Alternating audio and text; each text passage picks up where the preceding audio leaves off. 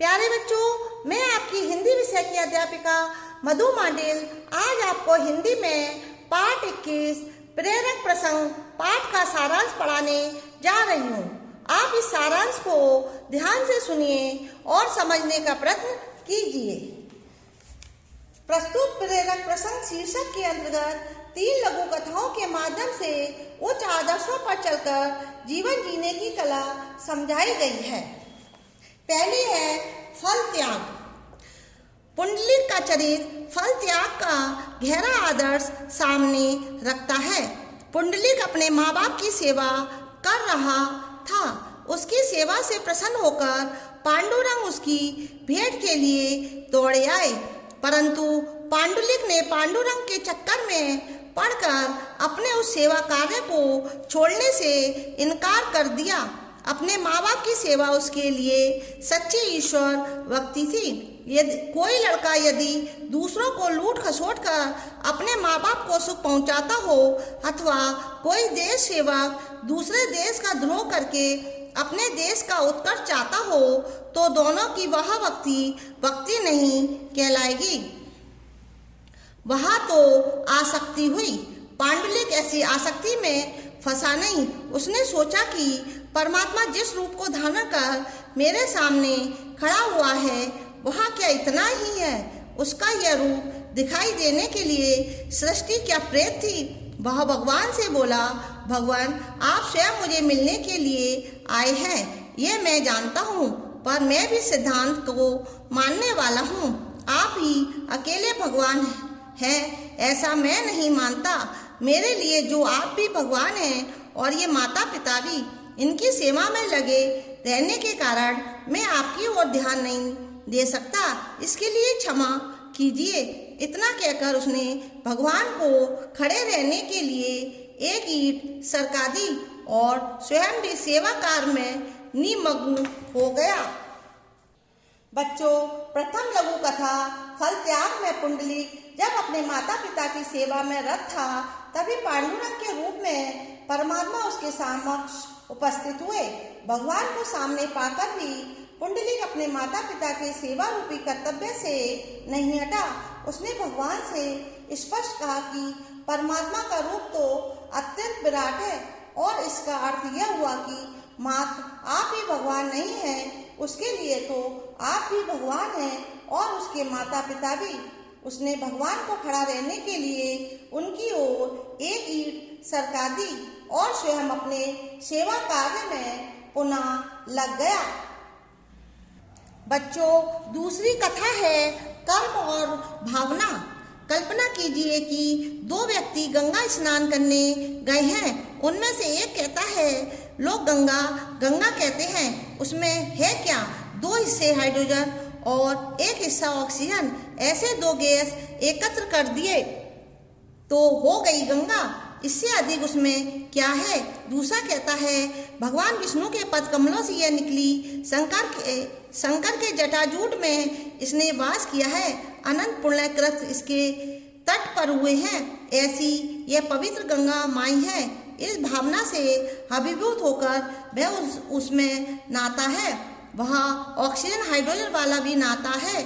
अब देह शुद्धि रूपी फल तो दोनों को मिला ही, परंतु उस भक्त को देह शुद्धि के साथ ही चित्त शुद्धि रूपी फल भी मिला।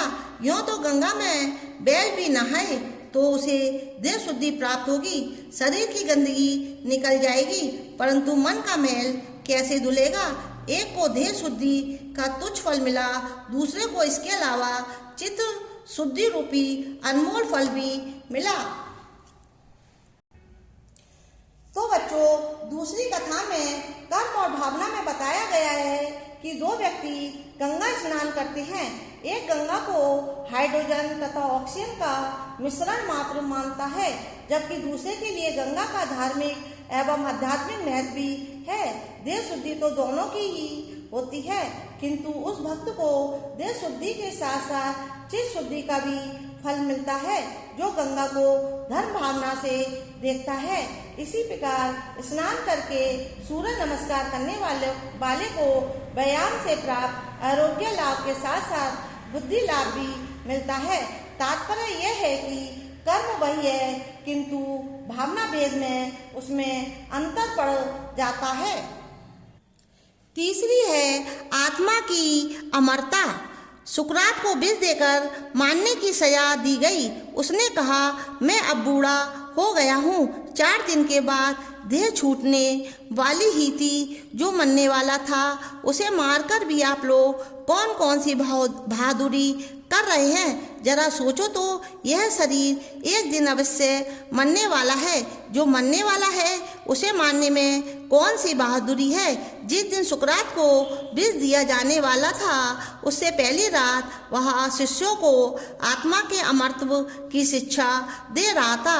शरीर में विष का प्रवेश होने पर उसे क्या क्या वेदनाएं होगी, इसका वर्णन वह मजे से कर रहा था। उसे अब इसकी रत्ती भर भी चिंता ना थी। आत्मा की अमरता संबंधी यह चर्चा समाप्त होने पर उसके एक शिष्य ने पूछा, मरने पर आपकी अंत्येष्टि कैसे की जाए। उसने जवाब दिया, खूब बे मारेंगे और तुम गाड़ोगे। तो क्या बे मारने वाले मेरे दुश्मन और तुम गाड़ने वाले मुझसे बड़ा प्रेम करने वाले हो। बे अक्लमंदी से मुझे मारेंगे और तुम समझदारी से मुझे गाड़ोगे। तुम कौन ही मुझे गाड़ने वाले, मैं तुम सबको गाड़कर शेष बचने वाला हूँ। किसमें गाड़ोगे मुझे, मिट्टी में या नाश में। मुझे ना कोई मार सकता है ना कोई गाड़ सकता है। अब तक मैंने क्या समझाया तुम लोगों को। आत्मा अमर है, उसे कौन मार सकता है, कौन गाड़ सकता है। और सचमुच आज 2-2.5 हजार वर्षों से वह महान सुकरात सबको गाड़ कर जिंदा है। बच्चों, तीसरी लघु कथा आत्मा की अमरता में बताया गया है, जब सुकरात को मृत्यु की सजा सुनाई गई तब उसने प्रतिक्रिया स्वरूप कहा कि मृत्यु के निकट खड़े उनके जैसे बूढ़े व्यक्ति को मारना कौन सी बहादुरी है। अपने शिष्यों को अमरत्व की शिक्षा देते हुए उन्होंने शरीर में विष प्रवेश होने पर होने वाले संभावित कष्टों का वर्णन बड़े चाव से किया। अपने शिष्यों द्वारा ये पूछे जाने पर कि मृत्यु के बाद उनकी अंत्येष्टि कैसे की जाए, उन्होंने कहा कि आत्मा तो अमर है, उसे कौन मार सकता है, कौन गाड़ सकता है। बच्चों, सुकरात कहते हैं आत्मा अजर है, अमर है, उसे कोई नहीं मार सकता। बच्चों, इससे संबंधित अभ्यास कार्य भेजा जा चुका है, उसे आप अपनी अभ्यास पुस्तिका में लिखिए और याद कीजिए। घर पर रहिए, सुरक्षित रहिए। धन्यवाद।